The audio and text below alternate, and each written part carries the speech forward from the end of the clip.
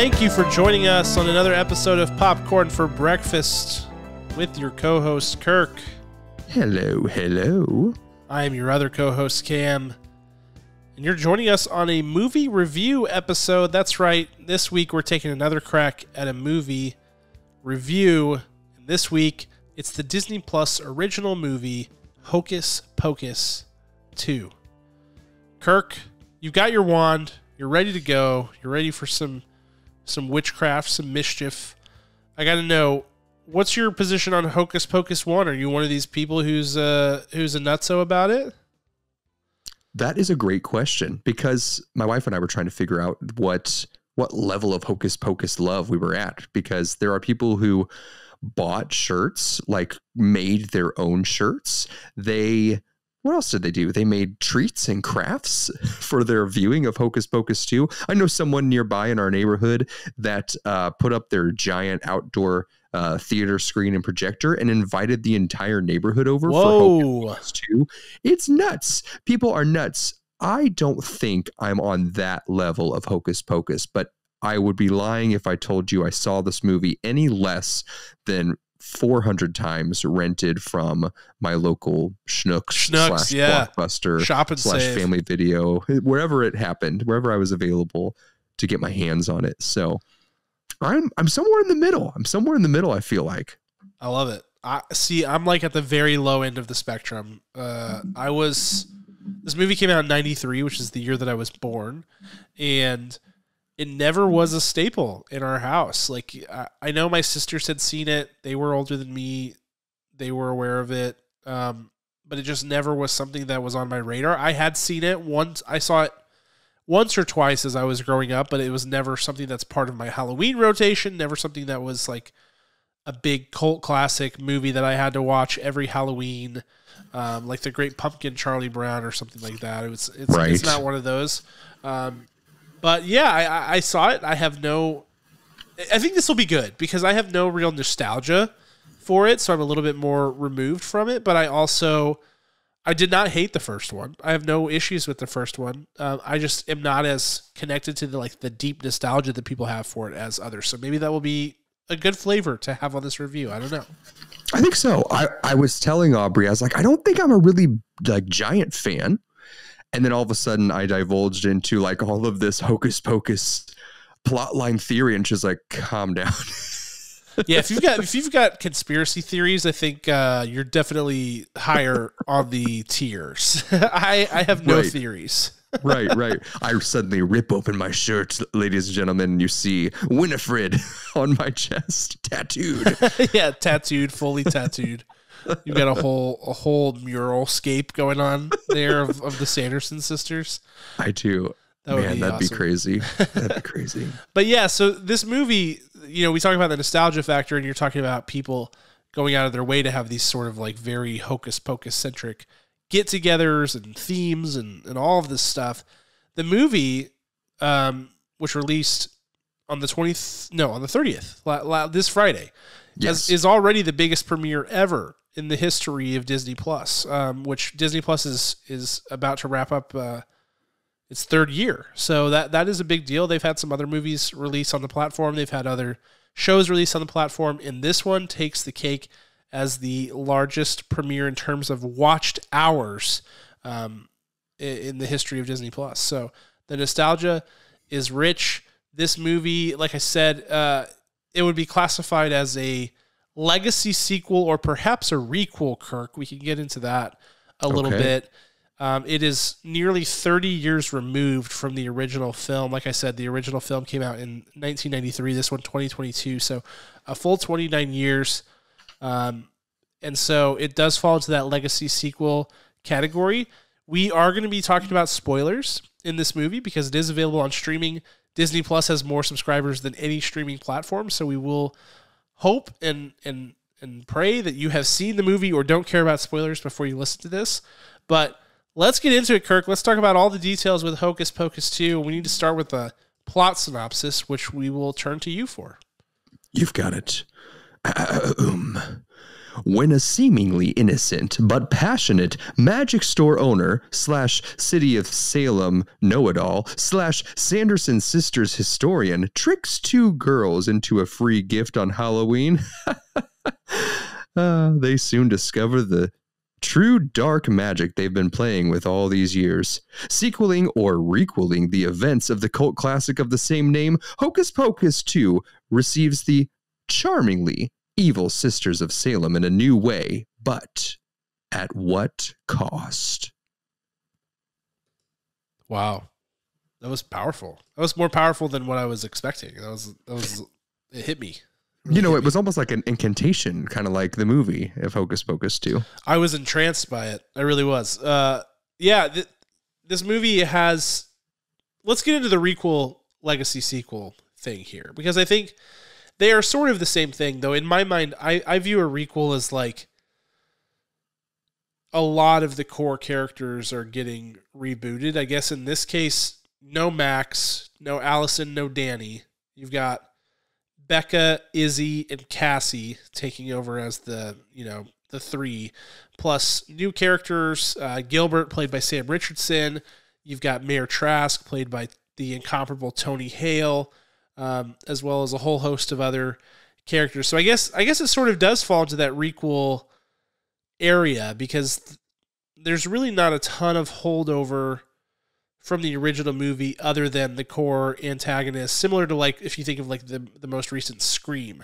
But they are calling it Hocus Pocus 2 and not something like Top Gun Maverick or Scream, 2022 or something like that. Hocus Pocus Maverick. I think that would have been a really interesting Perfect. title. Yes, yeah. That'd be good. That would be good. What's your take? Do you view this as more sequel or remake / sequel? I hadn't considered the requel aspect until you said it, to be perfectly honest, Cam. And I'm leaning towards the requel status. Yeah. Yeah, because it feels like this could potentially, in my opinion, just kind of like reading the tea leaves, this could potentially kick off additional films based on these characters if they decided to go that route. Because there are some things that happen with the plot that are much different than the trajectory the first film sets this franchise off on. So we'll get into it a little bit. Let's do it. All right, Kirk, let's start with our acting performances though, before we get into all the plot details. Who are you giving your Oscar to this week for best actor? Love the question. Here's my wonderful answer. It's got to go to Taylor Henderson. She's a newbie. She is going to be incredible.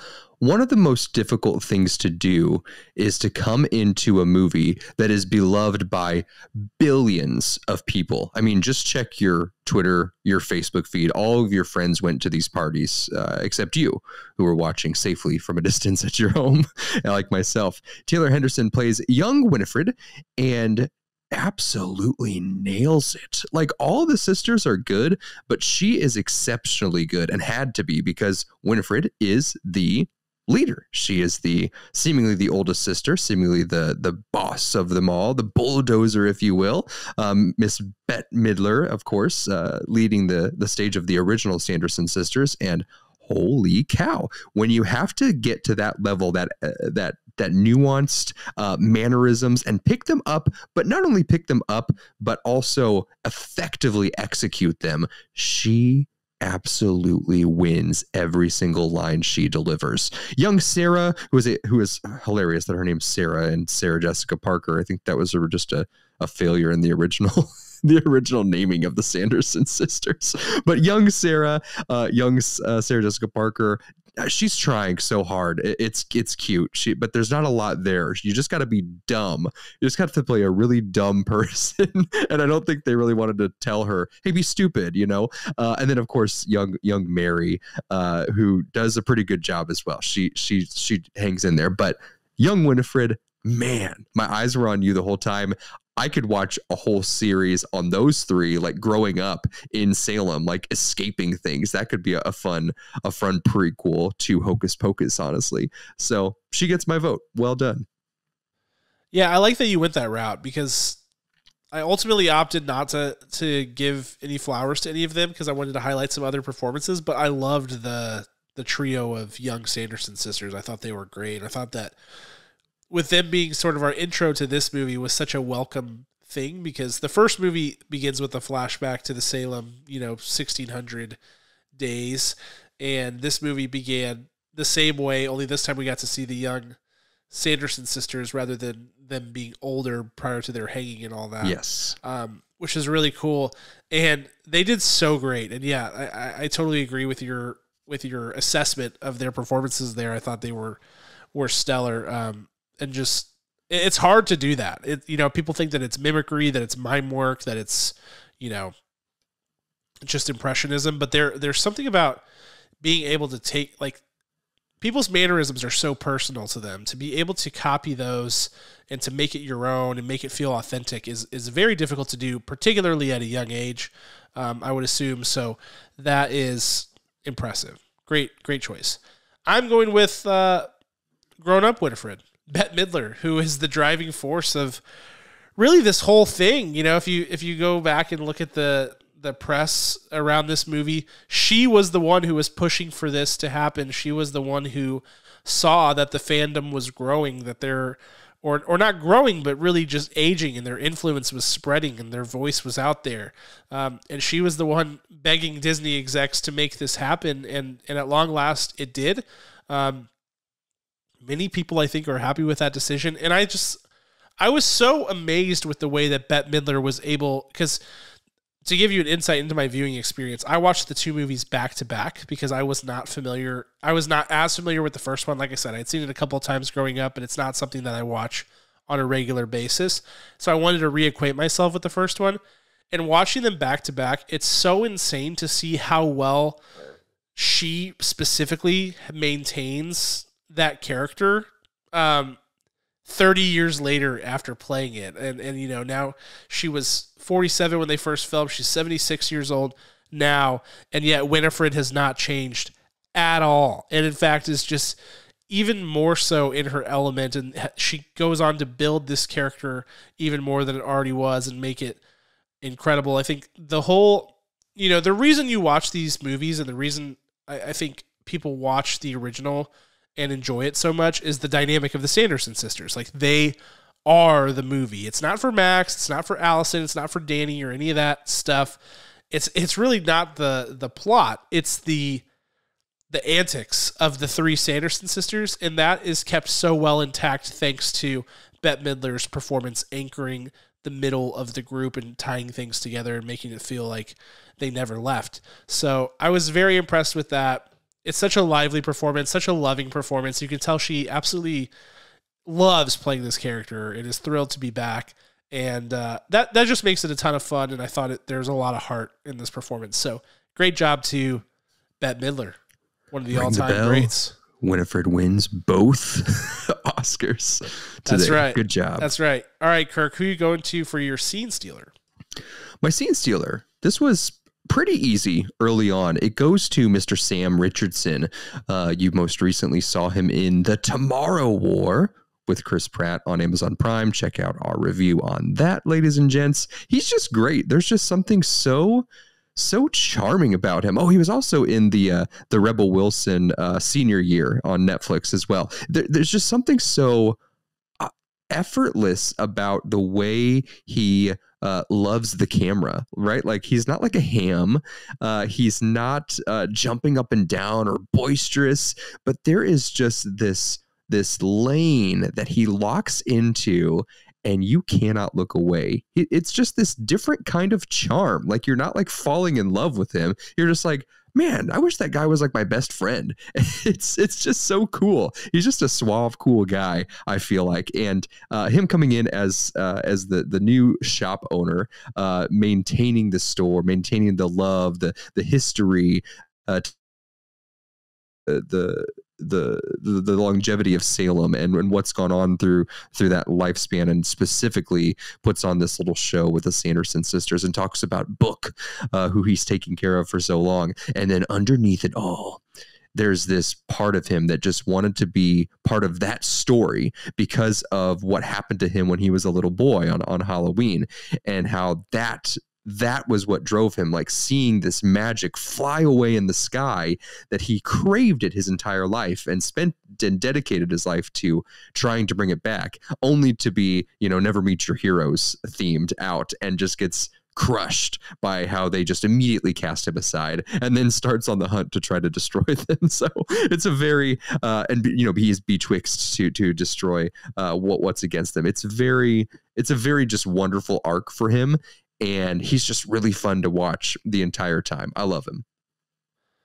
Yeah, Sam Richardson also starred in Apple TV Plus's The After Party, which was produced by Chris Miller and Phil Lord.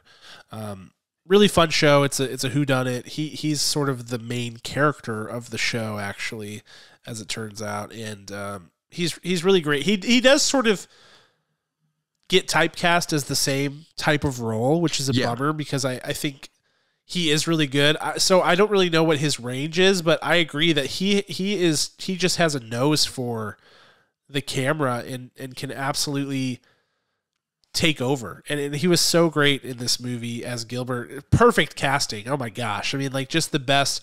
Like I said, it's typecast, but he plays that kind of role so well. So for him to be nerding out about all this witch stuff just felt so appropriate. It's right in his wheelhouse, so he can absolutely knock it out of the park. So I really enjoyed that as well. I'm going with somebody else for my scene stealer, though. I'm going with Tony Hale. Tony Hale, who played Mayor Trask. Tony Hale of Arrested Development and Veep fame, also as Forky in Toy Story 4 and the subsequent spin-offs. He plays Mayor Trask, who is effectively just the nicest person ever, which is such a hilarious role for Tony Hale. He usually plays, he's usually in media that's a lot fouler in nature, and he plays like a very like subdued kind of person. But in this role, he was a hilarious bit of comedic relief, that he was kind of like having the worst Halloween ever, despite being this guy who's like has the best, most flowery disposition. He's like super nice to everybody and like legitimately cares about what people are going through. And yet all he wants is this candy apple and he can't get it. And it's just such a perfect bit for Tony Hale. It's right in his sweet spot, his wheelhouse as a comedic actor. He's such a great comedic actor, and he just drives it home the whole way. A lot of the scenes, there's one scene in particular, because I feel like our three leading ladies, not the Sanderson sisters, but our new trio of Becca, Cassie, and Izzy, that dynamic feels consistently weak throughout, and they have a hard time developing relationships and chemistry, whether it's due to the writing or due to their performances or whatever. There's a scene where he kind of comes in and totally bails them out of a scene with the Sanderson sisters, because they just were not doing a good job carrying it, and he comes in and brings some life to it, and they can kind of play off of him.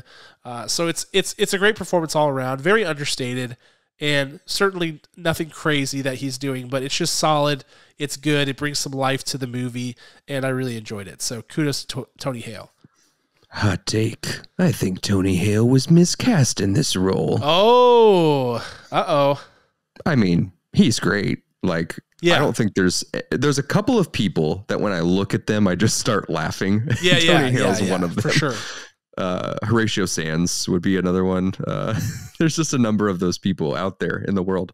They just have a face that is immediately comical. And Tony Hale is one of those people. I don't know what it is. Not that I wanted him to be his typical self, but for me, I just don't know that was the best writing for him, unfortunately. Yeah, I feel you. Yeah, I think it's just one of those things, man. I think it's just going to come down to total personal preference there. So I respect it. But and it was, what's funny is that I feel the same way about Sam Richardson as Gilbert. Is like, I like him. Yeah. But I feel like I've seen him play that role so many times that I'm like, okay, play a new song. It is perfect casting, and there's so many times where he's like totally into it, but it actually, because I've seen him play it so many times, right, the suspension of disbelief for me personally is well, it's not suspended. I'm like, that's Sam Richardson playing this character that I've seen him play 3 other times. And so that's what makes it hard. Sam Richardson is like the new Judy Greer. Like Judy Greer plays the same. Oh, she's always the same mom type character in every movie ever. But she nails it every time. She does. Like when I saw her pop up in Cha-Cha Real Smooth, I was like, oh my gosh, you've got to be kidding me. And yet she was great. Then at the end of it, she did it again. Yeah. Yeah. She's great. That's the thing, man. It really, like, this is why it's important, like people's personal whatever they have seen and taken in and observed, it matters so much for these things, because you and I saw the same performances from 2 people completely opposite ways just because of whatever. It's very interesting. But let's get into the movie itself, Kirk. I think this is interesting. This movie, when you watch them back to back the way that I did, there's something so jarring about going from that early 90s film style to modern day, all the way down to the fact that they like tried to make this look like a horror film. Like if you've seen the most recent Scream movie or any of the recent Halloween movies where they have like this sepia filter and this like flavor to the movie, the coloration, where they kind of like desaturate it a little bit and make it look like a horror film. There's something so jarring between those 2 aesthetics. But I want to get into this movie to talk about, like, how did it feel as a sequel to the original? What did you like? What did you don't like? Let's start with Showstopper. Kirk, what was it that knocked your socks off in this movie, if anything? I kid you not. I'm glad you said anything. I think you have peered over my shoulder to see my notes, because I literally wrote, I don't want to ruin my other surprises. Where'd it go? Hold on. Nothing. I wrote nothing. I don't know what it was. Like when we open up and we're in the woods, the terrifying, enchanted woods that no one goes there except to die. It was the worst studio setup of a forest I've ever seen. And there has to be at any given time, like 30 studio sets of forests. Like it has to be with all the productions that are going on. When I saw this, and I just kept waiting for this to wow me. And I think I figured it out in the director's shoes, but quite simply, nothing was a showstopper for me. That's it. Yeah, I respect that, man. I struggled with this one quite a bit because there's a lot of this that... So it's my position, again, is interesting because I'm watching the first one going, what is it about this movie that has withstood the test of time? You know, this is the code that everybody's trying to crack, right? Like, what is it that creates nostalgia? You know, people see things when they're a kid and something sticks to them. Something happens that makes this movie work for people, a large group of people, and to the extent that it actually withstands the test of time and people continue to remember it fondly and continue to revisit it for those warm fuzzies year after year after year, Halloween after Halloween after Halloween. And when I'm watching that first one, I'm going, there's nothing truly remarkable about this movie, okay? And I know that people are going to, hopefully they don't, burn me at the stake like a witch. There's a red dot on your chest right now. Yeah, for saying that. But be honest with yourself and watch it, anybody out there who's in the Hocus Pocus hive. There's nothing remarkable about that movie except the dynamic of the Sanderson sisters. That one thing holds it together. The plot isn't all that interesting. The stakes aren't really all that high. The main characters are very blah. Max, Alice, and Danny, no thanks. Not a fan of really anything that's going on there. But the Sanderson sisters, in my opinion, are the magic behind it. And that's not any big surprise. But there is something very real and special and hilarious about their dynamic. And my showstopper is that they were able to bottle that up and re-deliver it in this movie, which is sort of what I alluded to in my Bette Midler Oscar goes to. But that's incredibly difficult to do, I feel like. And they did it. It was like, it was so seamless that these three were back together doing the exact same thing, rattling off bits that were just as effective as they were in the original movie, having new modernized bits that I felt like were good. Some were not. Like, some of it was very gimmicky and stupid, but a lot of it worked, I felt like, in terms of like their actual dialogue and banter with one another. And so I feel like that's a win. You know, that if that's the thing that I feel like carries over from the first movie, that people keep coming back to it, and they were able to recreate that here in this movie. So that's my showstopper. That's my takeaway. First of all, how dare you say that Max and Allison are blah? They're one of the most American couples I've ever seen in my life. No, garbage. There's just nothing there. There's just nothing there. There is pure teen love right there. It's the worst, man. The worst. Shall I say my director's shoes at this time? Yeah, fire away. It's too clean. It's too clean. That is one of the comparisons I have for this to the OG Hocus Pocus. So much makeup is caked on. It is so produced. It doesn't have the same identity that the 93 film does, because they are just wanting to produce everything like picture perfect. And when you go back and watch Hocus Pocus, you know, hairs are out of place. They're kind of frizzy at times when they shouldn't be. There's weird people standing in weird places, and kind of while the kids are scrambling, like, oh, I can't see the main character now, you know.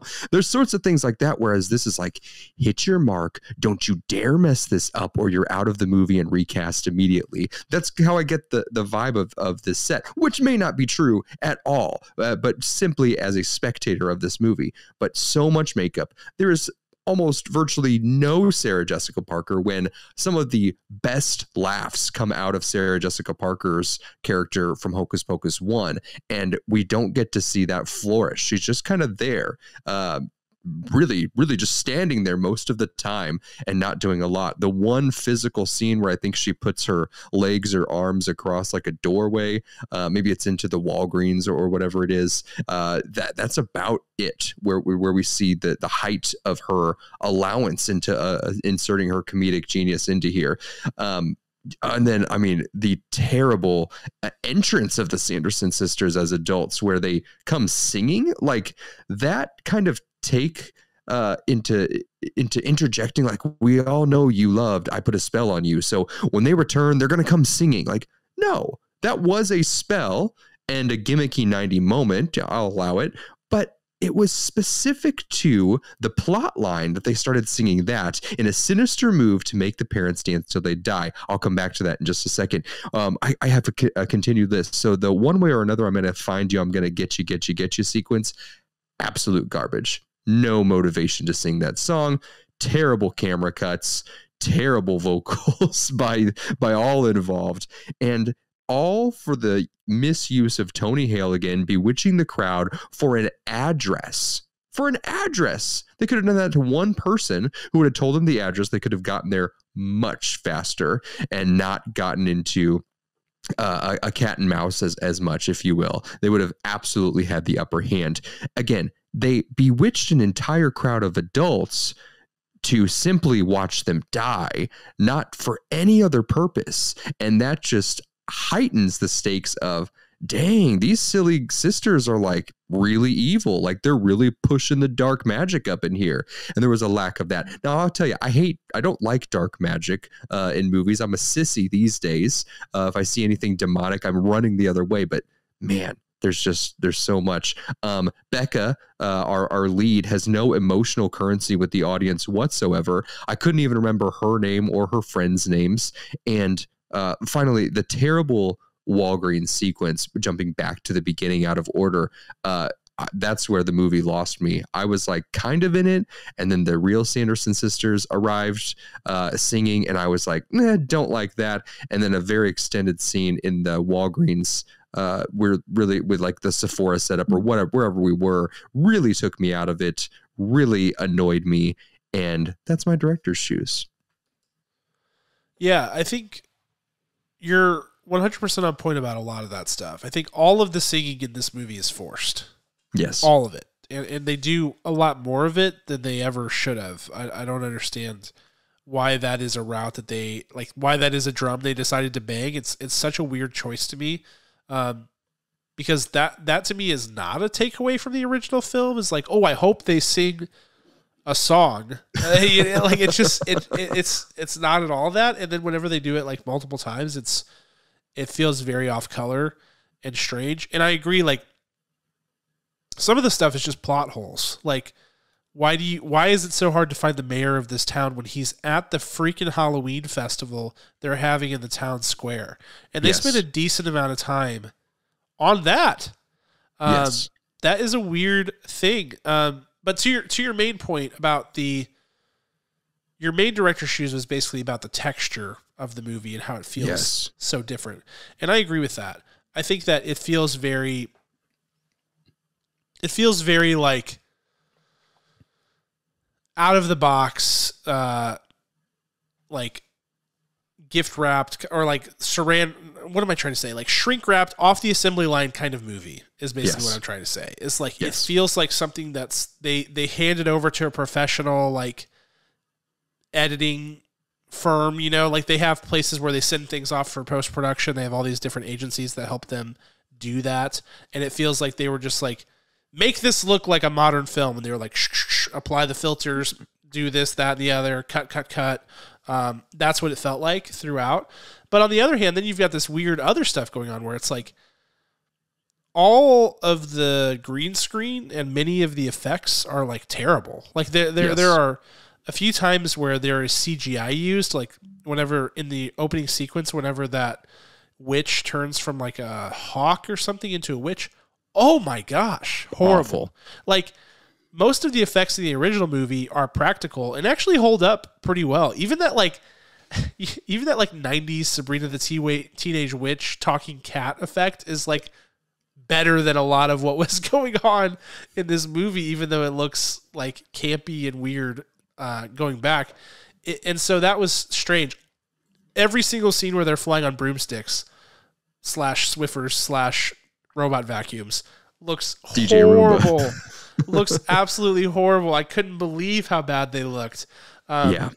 Shockingly bad. So that kind of stuff is weird misses. But for me, my number one director shoes, this is the thing that, you know, I picked. This was my director shoes, is something you alluded to as well, which is the main characters. Terrible. Not just the performances. The performances, they're weird. It's like they're like performances that would like maybe get a good grade from somebody that was like teaching an acting class, but they're so lifeless and there's no heart. And the plot around those characters is so uninteresting. They're like little friend spat that they're having. I mean, you just, at no point in the movie do you care about any of them. Least of all Becca, who's supposed to be our main protagonist in this movie, who ends up like becoming a witch at the end of this movie, which is supposed to be like this big moment, but you just don't care about her because the plot around her isn't interesting. She's this disassociated teenage angsty character that is so overdone and way overdone in modern horror and modern film that it's like, I hate that. That whole archetype needs to go away. And yeah, their friendship just has no real anything to it. I think the Izzy girl probably tries the hardest to make it work. But it's a mess. And so feeling attached to that, when that's like the core of the plot and the thing that we're supposed to care about in this movie, it just doesn't work, even though really, let's be honest, the Sanderson sisters are the whole reason for this whole thing. That's the only thing that anybody cares about.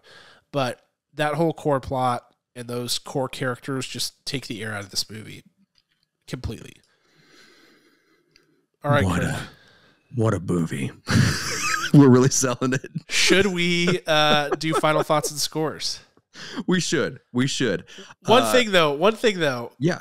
When I was talking, I want to know your thoughts on the Sanderson sisters stuff, because when I was saying, like, I agree the Walgreens scene was an atrocity when they're like drinking the lotions and stuff like that. So bad. But like, did you feel like their dynamic was off the whole time? Yes. Okay. I did. Okay. I felt like It goes towards the more lifeless. Like the mechanics were there, and individually they did well. But these three women that you see on the cover, they did not spend any time with each other before getting back into the production of this movie at all. They were not connected in any way, shape, or form. It was disconnected. Sad. Interesting. Okay. Yeah. I just wanted to clarify that because I feel like you and I are on different pages about that, which is good, but I just wanted to make sure that I was understanding that. So yeah, without further ado, I do want to hear your final thoughts and scores so we can score this very, very popular movie. It's very popular. It is. I'm curious if how divisive Hocus Pocus 2 is among the fans who I imagine it, if it's me, right? Like if I was throwing that party. Now, I've never watched Game of Thrones, but the outrage of people watching the final season with their parties and like getting in costume and everything, I imagine and liken it to an entire final season watch party of Game of Thrones to Hocus Pocus 2. This movie was an easy home run. Easy. It should have been Max, Allison, married with a child, their daughter, going out on Halloween with their cool, fun Aunt Danny. And let me tell you, maybe she wrote a book about the trauma that she suffered when she met the Sanderson sisters, and she moved away and she's living a frivolous lifestyle, and she's throwing money to try to, cure her pain of her loss of love of her cat, love interest of Thackeray Binks. And then she gets separated. Danny and the daughter of Max and Allison get separated, and then the Sanderson sisters are attacking her to lure Max and Allison, who've somehow come across the book again, and they're luring her in as bait.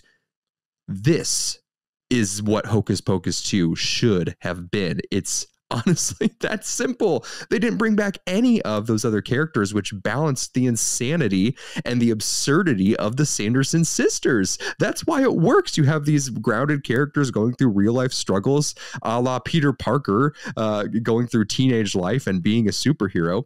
And they should have injected any of that. Again, no emotional currency with Becca. We don't know her. We can't know her fast enough. I mean, maybe Max and Allison's daughter could have become a witch, and there's another point of friction. Like, we fought evil, we fought these, they're so bad, and then all of a sudden, like, coming to accept their daughter as who she is. Like, there's so much just meat there, just like, and they just let it wither and rot. And this is the gunk that we got when they scooped that away, this Hocus Pocus 2.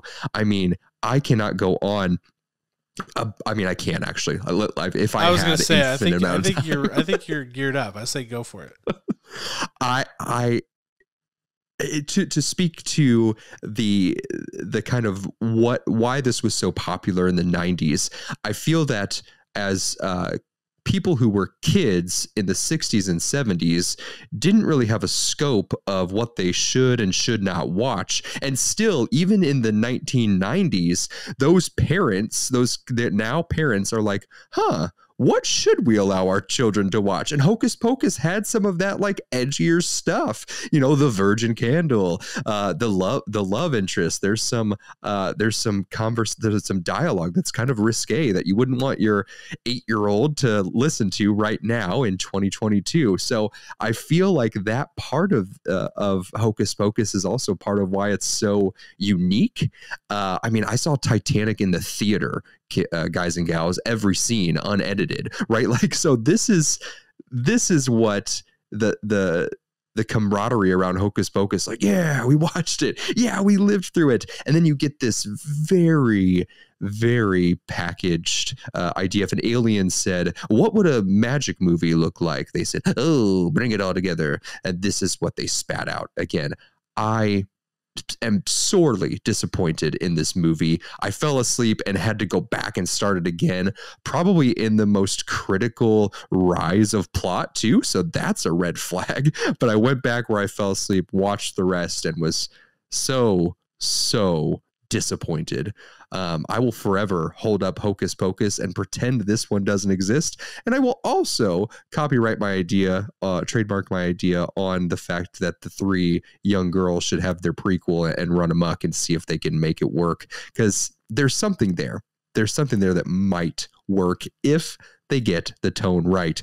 My score for Hocus Pocus 2, ladies and gentlemen, is 1.1 out of 10 kernels. Holy yikes, Kirk. Yeah. Wow.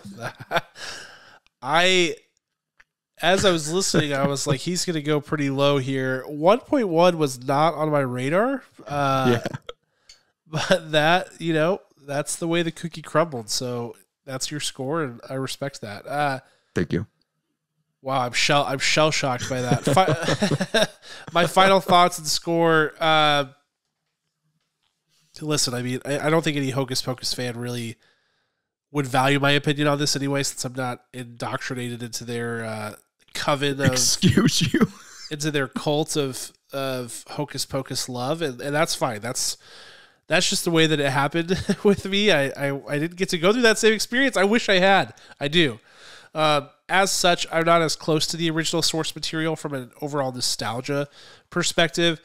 I thought this movie was a poor legacy sequel, felt like an obvious money grab, felt very corporate, felt very plastic.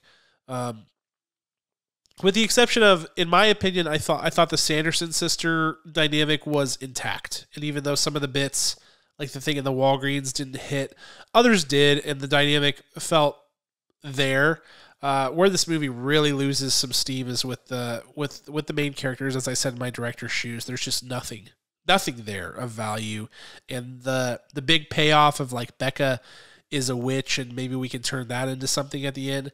That just is it. When you get there, that is not a payoff at all. You're like, oh, okay, that's where they were going with this, and you're kind of annoyed by it actually, because you don't care about this character. The production value is low. I mean, you hear Disney Plus original movie and you go, oh, is this going to be low quality? And it is. In a weird way. It's like, it's like professionally low quality. It's like they know what a good movie is supposed to look like. And then they took that and they had really shoddy effects and really weird cuts and edits, and also like slap a sepia filter on it, desaturate it a little bit to make it look like a modern horror film, and boom, you got Hocus Pocus 2. It felt like, I'm trying to think of, there are some recent horror-ish movies that feel similarly. I'm kind of thinking like Halloween Kills or something like that. Like, feels just very cheap and very blah and not artistic at all. This definitely feels in that same ilk. That said, like, I can see why fans of the original would enjoy parts of this movie and would want more. Certainly not Kirk. I mean, he did not like it at all, and that is fair. So I plan on giving it a 3.9. I'm going to stick with it. 3.9 out of 10 for Hocus Pocus 2. I wasn't able to sway you any lower. No, I was already pretty low. Like I felt like it would be irresponsible. Like, I felt like it would feel like I was just hating on the movie at that point, and really, like, I couldn't have been more blah about this movie. I was just like, oh, okay. Like, it was effectively what I expected it to be, which is like a low-quality sequel to a beloved cult classic as an attempt to grab some subscribers. Right.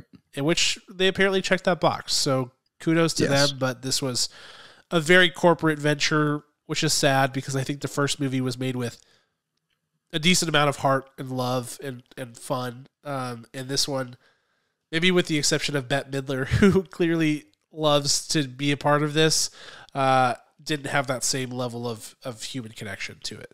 Yeah. I am announcing my morning state, and I will be wearing black for the next 14 days in honor or dishonor of Hocus Pocus 2. Yeah, it's interesting. You mentioned like what are the majority of Hocus Pocus fans feeling about this movie? I feel like I have seen some reviewers who are self-appointed Hocus Pocus stans saying that they liked a lot of what was going on in this movie. They said it wasn't perfect, obviously, certainly not perfect in my opinion, no. But that they liked a lot of it. So I'll be interested to kind of like dig in deeper and find out what people were saying about it. Yeah. One of the frustrating parts about not bringing back the OG cast for any aspect of it was that who's Danny? Is it Thora Birch? Yeah, Thora Birch plays Danny, and she says she was not approached when this got on its feet. You know, like that wasn't even an idea in their minds. What? And I don't know how you don't grab that cast.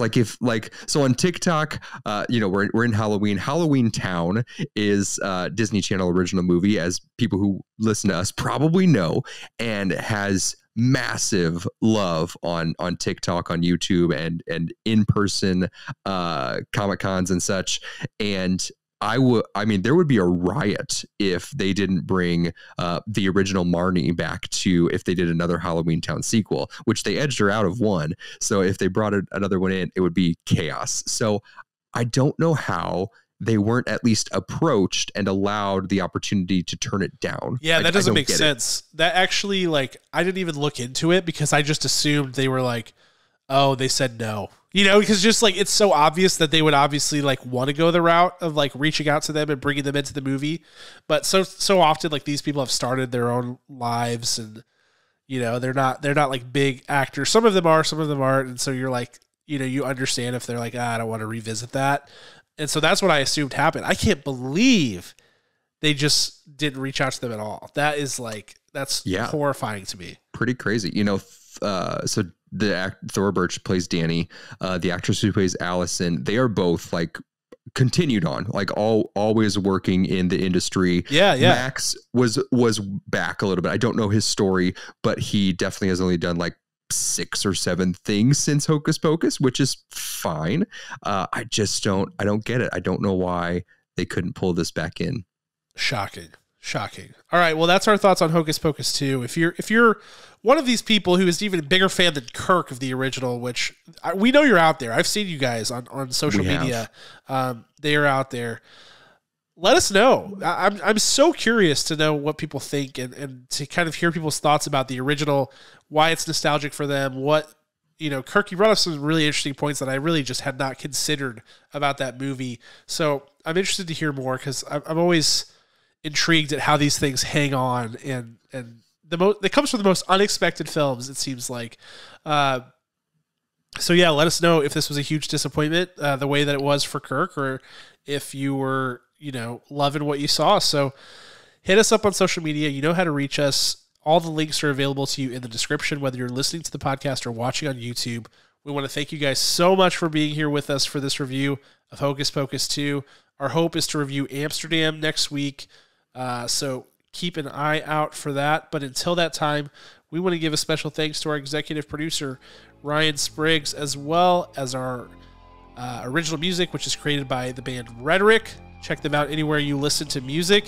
And we will see you guys next week. Talk to you then.